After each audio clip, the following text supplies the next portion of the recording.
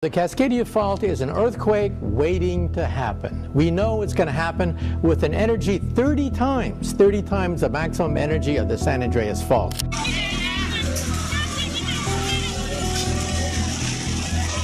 In a chilling prediction, experts warn that a mega earthquake could devastate the United States in 2024. This alarming forecast comes after extensive research and analysis of seismic activity in the notorious New Madrid seismic zone. The potential for destruction is immense, raising urgent questions about preparedness and survival.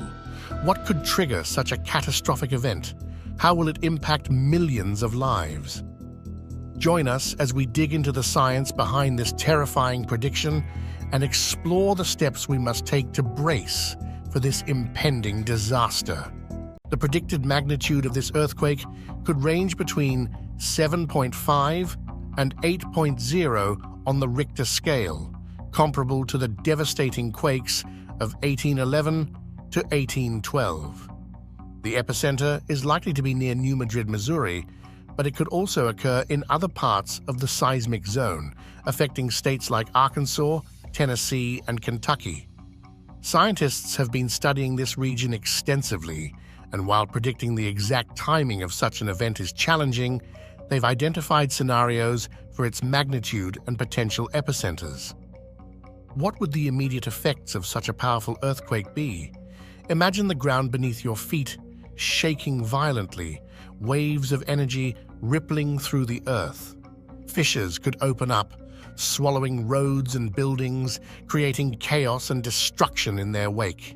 The initial shock would be followed by aftershocks, some nearly as powerful as the main quake, causing further damage and panic. Buildings, especially those not designed to withstand such forces, would collapse, turning into piles of rubble.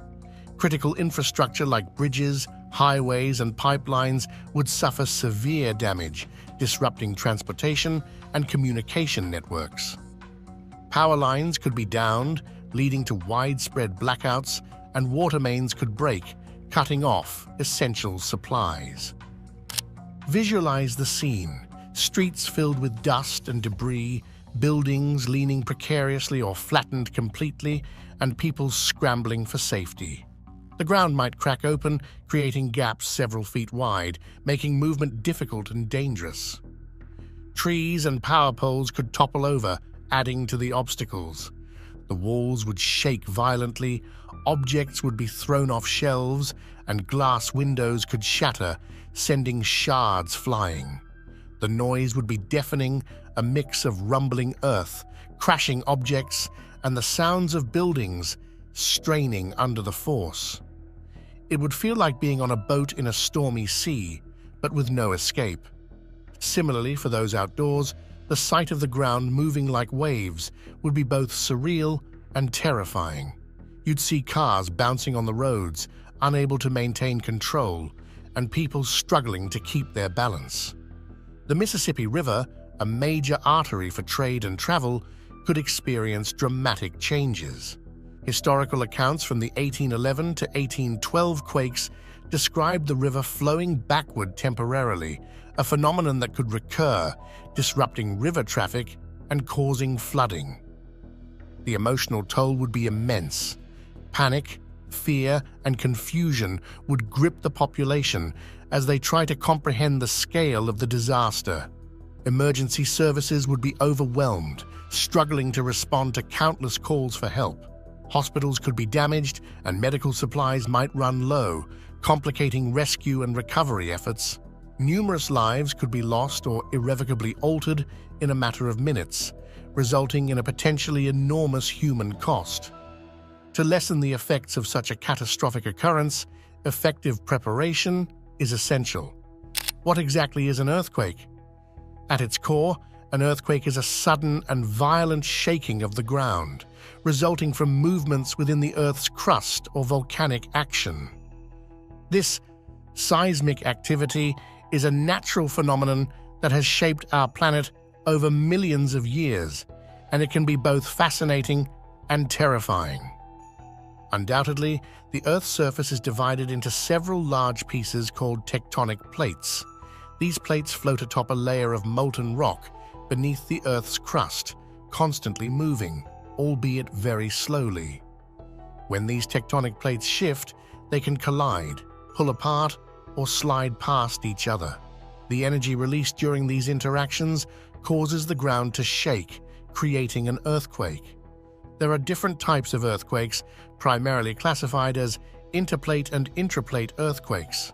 Interplate earthquakes occur at the boundaries between tectonic plates. These are the most common type and happen where plates collide, move apart, or grind against each other. Think of the infamous San Andreas Fault in California. This is a prime example of intraplate seismic activity. But what about intraplate earthquakes? Unlike their interplate counterparts, intraplate earthquakes occur within a single tectonic plate rather than at its boundaries. This makes them a bit of a mystery. The New Madrid seismic zone, for instance, is a classic example of an intraplate earthquake zone. This zone lies within the North American plate, far from the edges where we typically expect to see seismic activity. To illustrate, the New Madrid seismic zone has a history of significant seismic events despite its location in the central United States, away from plate boundaries. This region experienced a series of powerful earthquakes in the early 19th century, shaking an area that spans several states and causing widespread damage. These events remind us that intraplate earthquakes, though less common, can be just as devastating as those occurring at plate boundaries. So what causes these intraplate earthquakes in the New Madrid seismic zone? The answer lies beneath the Earth's surface, where an ancient rift formed millions of years ago remains a weak spot within the crust. This unresolved rift makes the area susceptible to seismic activity, even though it's far from the edges of the tectonic plate. When we think about earthquakes in the United States, a few notorious events come to mind. Let's start with some of the most significant ones that have shaped our understanding of seismic activity. The San Francisco earthquake of 1906 is perhaps one of the most famous. Striking on the early morning of April 18th, this devastating quake measured an estimated magnitude of 7.9. The tremors caused widespread destruction, igniting fires that raged through the city, ultimately leading to over 3,000 deaths and leaving half of San Francisco's population homeless. This earthquake emphasized the vulnerabilities of urban areas to seismic events and prompted significant advancements in earthquake engineering and emergency response. Similarly, another monumental quake hit Alaska on March 27, 1964. Known as the Great Alaska Earthquake, it was the most powerful recorded in North American history, with a magnitude of 9.2. The shaking lasted nearly 5 minutes, causing tsunamis that devastated coastal communities and resulted in 131 deaths. The Great Alaska Earthquake underlined the far-reaching impact of seismic activity, as the tsunamis it generated caused damage as far away as Hawaii and California. But earthquakes aren't just a concern for the coasts. Let's turn our attention to the New Madrid seismic zone, located in the central United States. This region experienced a series of earthquakes from December 1811 to February 1812 that are among the most powerful to ever strike North America. The first of these quakes hit on December 16, 1811, with an estimated magnitude of 7.5. The epicenter was near the town of New Madrid, Missouri. Over the next 2 months, the area was rocked by several more significant quakes, including another massive one on January 23, 1812, and the largest of the series on February 7, 1812, which had an estimated magnitude of 7.7. The impact of these earthquakes was extraordinary. Witnesses reported the ground rolling in visible waves, fissures opening and closing, and even the Mississippi River flowing backward temporarily. Entire forests were leveled, and large tracts of land were permanently altered.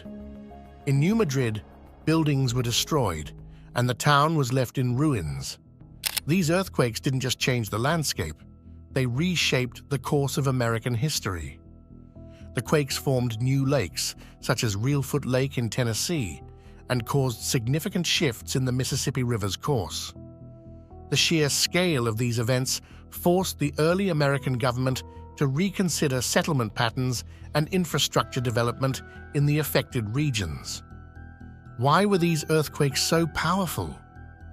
The New Madrid seismic zone lies atop an ancient rift in the Earth's crust, created around 750 million years ago. This rift makes the area particularly susceptible to seismic activity, even though it's far from any tectonic plate boundaries. Let's look into the current state of the New Madrid seismic zone and its significance in today's world. Present-day seismic activity in this region is a critical area of study for scientists and emergency planners alike.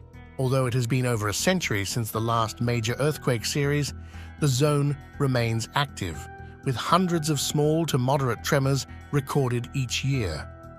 Modern technology has significantly enhanced our ability to monitor these seismic activities. Networks of seismographs and GPS sensors continuously track ground movements, providing valuable data on the frequency and intensity of these tremors. This real-time monitoring helps scientists identify patterns and potential precursors to larger earthquakes, although predicting the exact timing and magnitude of such events remains a challenge. When we compare the New Madrid seismic zone with other seismic zones in the United States, several differences stand out. Unlike the well-known San Andreas Fault in California, where tectonic plates slide past each other, the New Madrid seismic zone is an intraplate region. This means that it lies within the interior of a tectonic plate rather than at its edges. This intraplate setting makes the seismic activity here more unpredictable and can lead to widespread impact over a huge area, as seen in the historic 1811 to 1812 earthquakes. The New Madrid seismic zone is particularly vulnerable due to its unique geological features. At the heart of this zone lies an ancient rift, formed approximately 750 million years ago during the breakup of the supercontinent Rodinia. This rift, known as the Reelfoot Rift, failed to fully develop into a separate tectonic plate, leaving behind a weakened and fractured crust. This unresolved rift creates a hotspot for seismic activity, as the Earth's stresses are concentrated along these faults. The terrain of the New Madrid seismic zone adds another layer of complexity. The region is characterized by layers of sediment deposited by the Mississippi River over millions of years. These sediments can amplify the shaking during an earthquake, increasing the potential for damage. The soft, unconsolidated nature of these sediments means that even moderate earthquakes can cause significant ground motion, making buildings and infrastructure more susceptible to damage. The New Madrid seismic zone's landscape is deceptively flat, with the Mississippi River's floodplain dominating the area. This flat terrain can lead to severe liquefaction during an earthquake, where the ground temporarily loses its strength and behaves like a liquid. This phenomenon can cause buildings to sink or tilt, leading to extensive structural damage. What does all this mean for the millions of people living in and around the New Madrid seismic zone today? The potential for a major earthquake looms large, and the consequences could be devastating. But what are the real chances of such an event occurring soon? And how prepared are we to handle it? First, consider the potential infrastructure damage. Buildings, particularly older ones, and those not constructed to modern seismic standards, could be reduced to rubble. Many would collapse, while others would be severely compromised, unfit for occupancy. The destruction of bridges would sever key transportation links, isolating communities and complicating rescue efforts. Roads might be torn apart by fissures, making travel hazardous or impossible. Rebuilding this critical infrastructure would be a Herculean task, demanding significant time and resources. Critical infrastructure like power lines, pipelines, and communication networks would also suffer greatly. Imagine entire regions plunged into darkness as downed power lines lead to blackouts. Pipelines carrying water and natural gas could burst, resulting in shortages as well as potentially fatal leaks and fires. It is possible for communication networks, which are essential for organizing emergency response, to go down, making it difficult for first responders to efficiently handle the situation. The economic impact would be staggering. Initial damage estimates could reach into the hundreds of billions of dollars, but the long-term financial ramifications could be even more severe. Local economies would be decimated as businesses are destroyed and jobs vanish. The interruption of trade, especially along the Mississippi River, a critical artery for transporting goods, would have a ripple effect, impacting industries far beyond the immediate area. Prices for goods could skyrocket, supply chains would be disrupted, and economic recovery could take years. Nationally, the financial burden would be immense. Insurance claims, federal disaster relief, and the costs of rebuilding would strain the economy. The impact on industries that rely on the Mississippi River for transportation, such as agriculture and manufacturing, could be particularly severe, leading to significant delays and economic losses.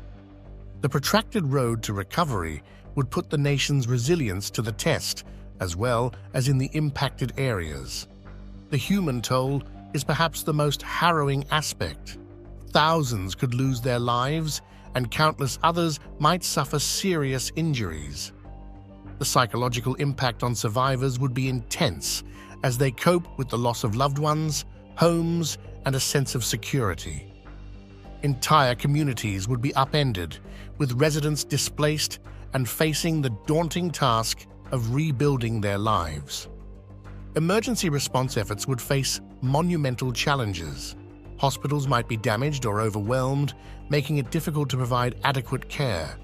Emergency services, already stretched thin, would struggle to reach those in need due to damaged infrastructure.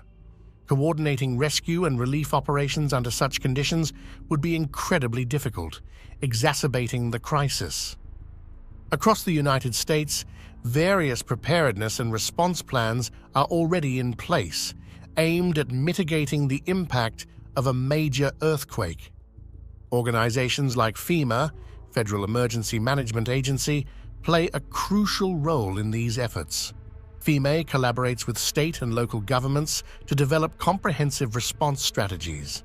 These include conducting regular drills, creating detailed evacuation plans, and ensuring that emergency services are well-equipped and trained to handle large-scale disasters. Similarly, local emergency services are equally important.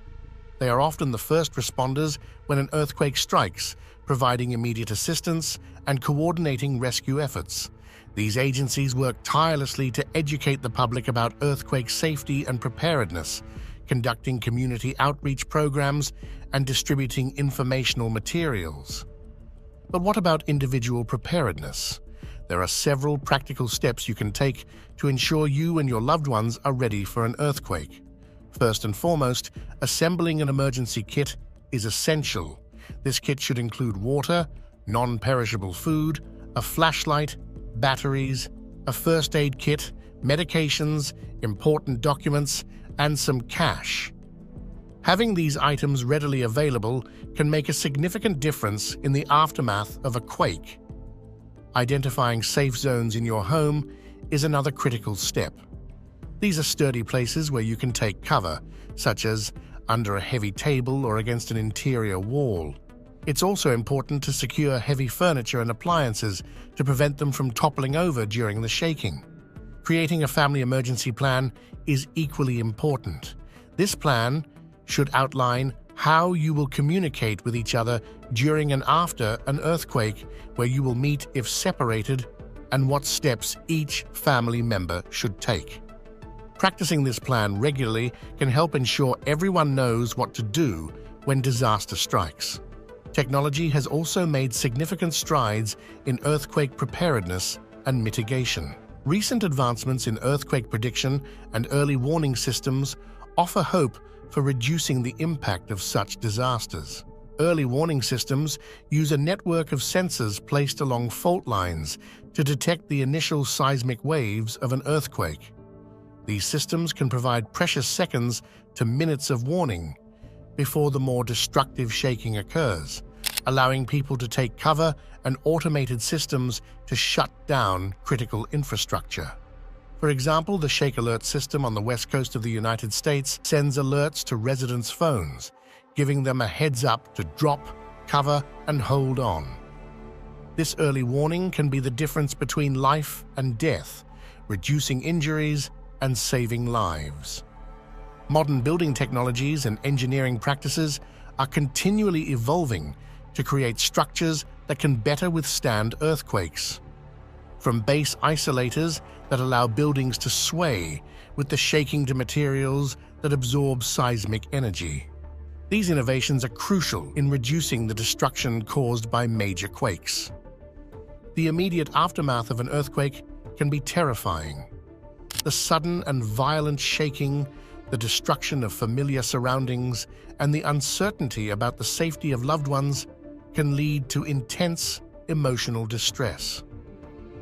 Many survivors may experience symptoms of acute stress disorder, including anxiety, insomnia, and hypervigilance. Long-term psychological effects can include post-traumatic stress disorder, PTSD, depression, and chronic anxiety. The mental health impact is not limited to those who are directly affected by the earthquake. Witnessing the devastation through media coverage can also cause psychological distress in the wider population. Psychological preparedness is essential. Just as we prepare physically with emergency kits and evacuation plans, we must also prepare mentally. This includes educating individuals about common psychological responses to disasters and encouraging them to develop coping strategies. Post-trauma support is necessary.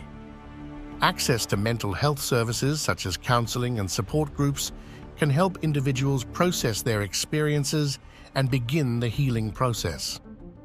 Social cohesion is significant for effective disaster response and recovery. Communities with strong social ties are better able to coordinate resources, share information, and provide mutual support. This cohesion can reduce the overall impact of the disaster and speed up recovery efforts.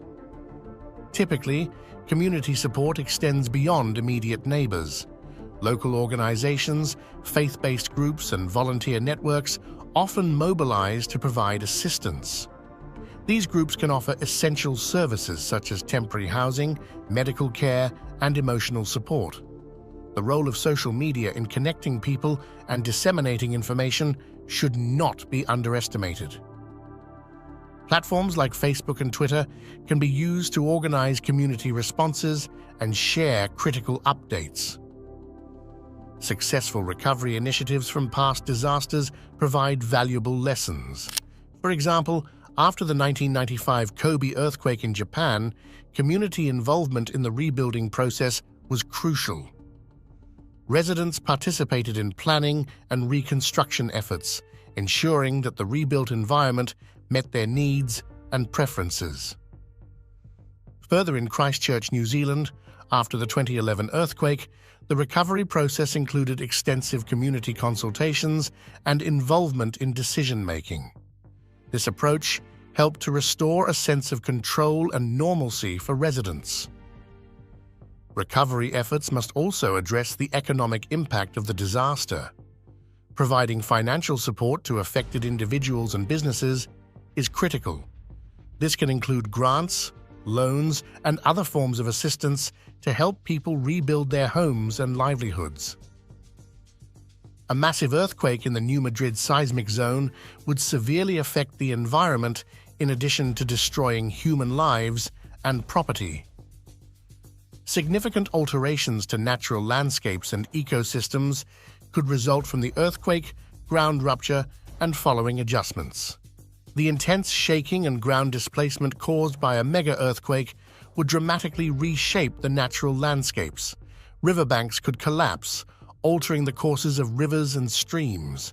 This change would affect the water flow, potentially leading to new floodplains and altering existing ones. Forests might suffer extensive damage, with trees uprooted and the ground surface dramatically changed. Moreover, landslides are another significant concern. The seismic activity could trigger massive landslides, especially in hilly or mountainous areas, burying habitats and altering the topography. These changes could block rivers and create new lakes, fundamentally altering the landscape. The disruption of natural landscapes would inevitably impact wildlife habitats. Many species depend on stable environments for nesting, feeding, and breeding. A mega-earthquake could destroy these habitats, forcing wildlife to migrate to new areas which might not support their needs. This displacement could lead to decreased populations of certain species and potentially push endangered species closer to extinction. Migratory patterns could be disrupted as well. Birds, for example, rely on specific landmarks and environmental cues for migration. Significant changes in the landscape could confuse these patterns, leading to decreased survival rates for migratory species. Undoubtedly, aquatic life would also be affected. Changes in river courses and the creation of new lakes could disrupt fish populations and other aquatic organisms. The introduction of sediments and debris into water bodies could degrade water quality, further impacting these ecosystems. Additionally, newly formed lakes and altered river courses might become permanent features of the landscape, creating entirely new ecosystems over time. These changes could lead to the development of new habitats, supporting different plant and animal communities. Soil composition and structure could also be altered. The shaking can cause liquefaction, where saturated soil temporarily loses its strength and behaves like a liquid. This process can change the soil's properties, affecting plant growth and the stability of the ground for years to come. Furthermore, the introduction of new plant species in altered landscapes could lead to shifts in the local biodiversity. Invasive species might take advantage of the disturbed environment, outcompeting native species and changing the ecological balance. In addition, a massive earthquake in the New Madrid seismic zone inflicts immediate devastation, but it would also force important modifications to existing laws and policies. Building rules, insurance plans, and legal actions would all need to be revised in the wake of the incident to improve readiness and resilience for seismic disasters in the future. One of the first areas likely to see significant changes would be building codes and safety regulations. The devastating impact of a major earthquake would pinpoint cause vulnerabilities in current construction standards, especially in regions not traditionally considered high risk for seismic activity. Authorities would likely implement stricter building codes to ensure that new constructions are better equipped to withstand powerful earthquakes. This could include mandatory use of earthquake-resistant materials and technologies, such as base isolators and dampers. However, retrofitting existing structures would become a priority. Buildings, bridges, and other critical infrastructure would need to be assessed for their earthquake resilience, and upgrades would be mandated to bring them up to new safety standards. These regulatory changes would aim to minimize future damage and protect lives. A big earthquake would have a huge financial impact and force major changes to insurance plans. To take into consideration the elevated risk of earthquakes, insurance companies would need to review their available coverage alternatives. This could entail increased insurance costs for homes situated in high-risk regions or adjustments to the exclusions and coverage limitations pertaining to seismic damage. Governments and private insurers could also introduce new financial instruments, such as earthquake bonds, to spread the financial risk. These bonds would provide funds for rebuilding efforts in the aftermath of an earthquake, helping communities recover more quickly. Public awareness campaigns would become crucial, encouraging homeowners and businesses to invest in earthquake insurance. Understanding the importance of financial preparedness could make a significant difference in the speed and effectiveness of recovery efforts. The legal landscape would also be significantly affected by a mega-earthquake. Property damage and personal injury claims would surge, leading to a flood of litigation. Courts would need to address numerous cases involving insurance disputes, liability for construction defects, and compensation for losses. One major area of legal challenge would be determining liability. Who is responsible when a building collapses due to an earthquake? Is it the builder, the architect, or the government agency that approved the construction? These questions would need to be addressed through legal proceedings, potentially leading to new precedents in liability law. Government response to the earthquake would also come under scrutiny. Legal challenges could arise regarding the adequacy and timeliness of emergency response efforts, the allocation of disaster relief funds, and the enforcement of new building regulations. Ensuring accountability and transparency in these processes would be essential to maintaining public trust and facilitating effective recovery. What lessons can we learn from other countries that have faced similar challenges? How can international collaboration improve our preparedness and response strategies? Understanding how other countries prepare for and respond to major earthquakes can offer invaluable insights and lessons for enhancing our own strategies.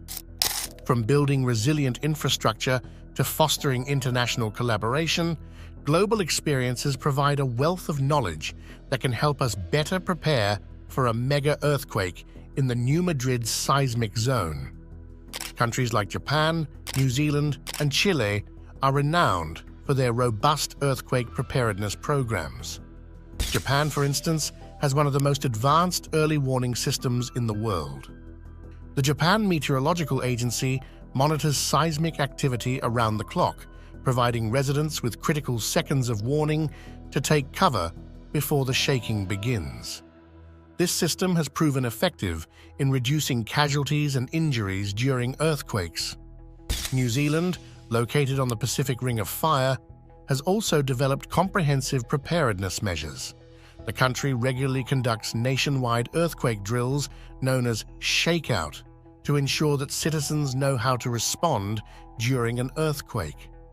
Building codes in New Zealand are stringent, requiring new constructions to be highly resistant to seismic activity. Chile, which experiences frequent and powerful earthquakes, has implemented extensive public education campaigns. These initiatives teach residents about earthquake safety, evacuation routes, and emergency procedures. The Chilean government also invests heavily in infrastructure projects designed to withstand strong tremors. International cooperation in earthquake research and preparedness offers significant opportunities for improving global resilience. Collaborative efforts can enhance our understanding of seismic activity and lead to the development of innovative technologies and strategies. The Global Earthquake Model (GEM) Foundation brings together scientists, engineers, and policymakers from around the world to develop open-source models for assessing earthquake risk. This collaborative approach allows countries to share data, methodologies, and best practices, fostering a more comprehensive understanding of seismic hazards. Bilateral agreements between countries can also facilitate the exchange of knowledge and resources. The United States and Japan, for example, have a long-standing partnership in earthquake research, collaborating on projects that improve early warning systems and structural engineering practices. International aid organizations such as the Red Cross and the United Nations play a crucial role in supporting disaster-stricken regions. Their efforts in providing immediate relief, rebuilding infrastructure, and enhancing preparedness programs are compulsory for helping communities recover and become more resilient to future earthquakes.